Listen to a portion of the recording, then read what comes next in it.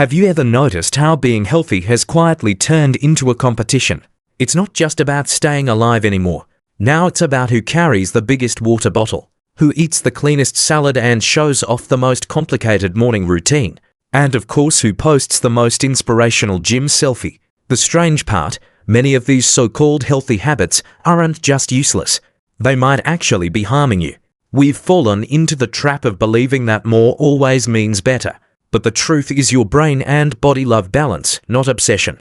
We all know water is life. Without it, you die. Simple. But somewhere between biology class and TikTok, the internet decided that drinking insane amounts of water makes you some kind of health god.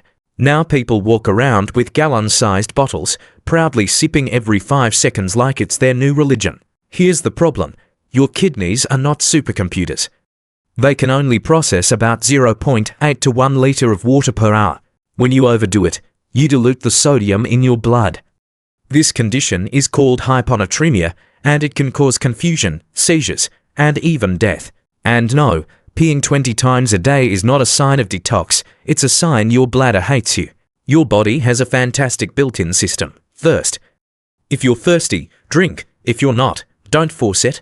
Chugging water like a competition won't make you healthier, it'll just make you really familiar with every bathroom in your city. Walk into any pharmacy or health store and you'll see shelves stacked like candy shops, but instead of chocolate bars, it's bottles of pills, powders, and gummies all screaming, "Take me, I'll fix you." The supplement industry is worth over $150 billion globally. But here's the ugly truth. Most of it is marketing, not medicine. Yes, supplements can be useful if you have a diagnosed deficiency. But for most people, you're just making expensive urine. And it gets worse, taking too much vitamin can damage your liver. Too much vitamin E can increase your risk of stroke.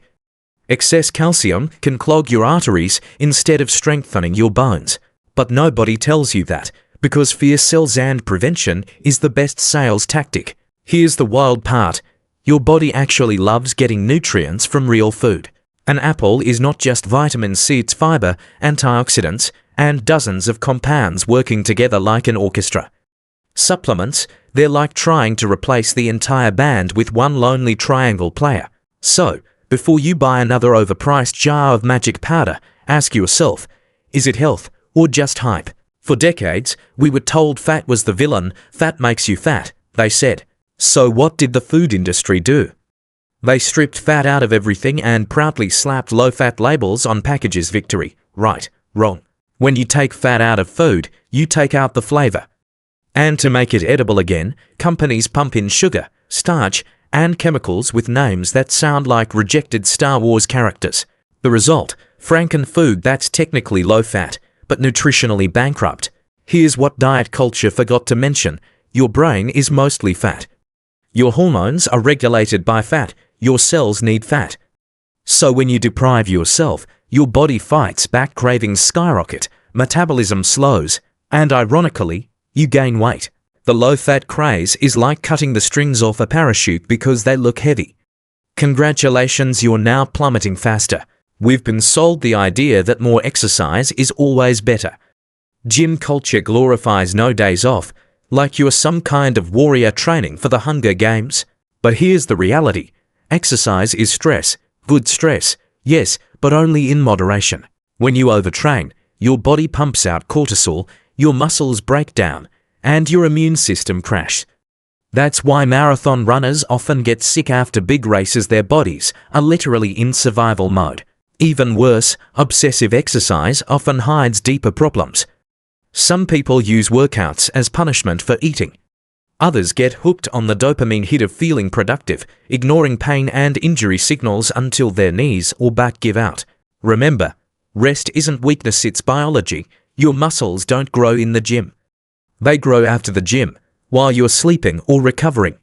So if you're working out like your life depends on it, ironically, it just might shorten your life. Welcome to the antibacterial era. Hand sanitizer in every pocket, disinfectant wipes on every surface, even antibacterial soap for your dishes. We've become so terrified of germs that we're practically trying to live inside a bubble. But here's the twist. Your immune system needs exposure. Kids who grow up in ultra-sterile environments actually develop more allergies, asthma, and autoimmune problems. It's called the hygiene hypothesis. Without practice, your immune system gets bored and starts attacking harmless things. And let's not forget, your body is home to trillions of bacteria that protect you. Over-sanitizing doesn't just kill bad germs, it wipes out your microscopic army of good ones too. Ironically, people who obsessively clean often end up weaker, not stronger. Your body isn't a museum artifact that needs constant polishing. It's a battlefield, and sometimes it needs to get a little dirty to stay sharp. When we think of stress, we imagine big life events. Losing a job, a breakup, a family crisis. But what really eats away at your health isn't the hurricane, it's the constant drizzle. The unanswered emails, the blinking notifications, the half-finished to-do list staring at you from your desk like a guilty puppy. This constant low-grade stress keeps your body trickling out cortisol all day long. And cortisol is not just a stress hormone, it's also a memory eraser and a metabolism wrecker. The worst part, you don't even realize it's happening because you've normalized the chaos. You call it being busy, but really, it's death by 1,000 cuts. Big stress knocks you down once, micro-stress quietly robs you every single day. Why remember when your phone can do it for you? That's the modern philosophy. Birthdays, phone numbers, even shopping lists, we outsource it all. The problem is, memory works like a muscle. Use it or lose it. By constantly dumping information onto paper or devices, you're training your brain to be lazy. Think about it. When was the last time you dialed your mom's phone number without looking it up? Or navigated somewhere without GPS? We're becoming dependent, not just on tech, but on permission to think. And while convenience feels good, the long-term cost is steep. If your brain is a library, then every time you outsource, you're closing down a section and forgetting how to use the shelves. Eventually, the whole place goes dark. Here's a paradox. In the name of health, we binge videos, reels, and articles about health. Ironically, this constant stream of information overload is one of the least healthy things you can do. Your brain has a limited working memory, flooded with thousands of random tips, 10 hacks for sleep, 5 tricks for diet, 7 rules for productivity, and what happens? Nothing sticks. Instead of clarity, you end up with paralysis. Worse, not all health content is good. Much of it is contradictory, clickbaity, or flat out wrong. One day coffee is killing you, the next day it's saving your life. One influencer swears by fasting, another swears it's destroying your metabolism. What started as curiosity turns into obsession. And obsession, no matter how healthy, is toxic. Sometimes the healthiest choice is not another video, not another tip, but silence, a chance for your brain to breathe. Discipline is celebrated as the holy grail of success. Wake up at 5 a.m., meditate, journal, hit the gym, cold shower, eat kale, repeat. Sounds impressive, right? But here's the dark side. When discipline becomes obsession, you're no longer in control. It is. Rigid routines can kill joy, creativity, and even long-term health. Forcing yourself to read when your brain is fried doesn't build wisdom, it builds resentment. Punishing yourself for skipping one workout doesn't build strength, it builds shame. Flexibility isn't weakness, it's survival.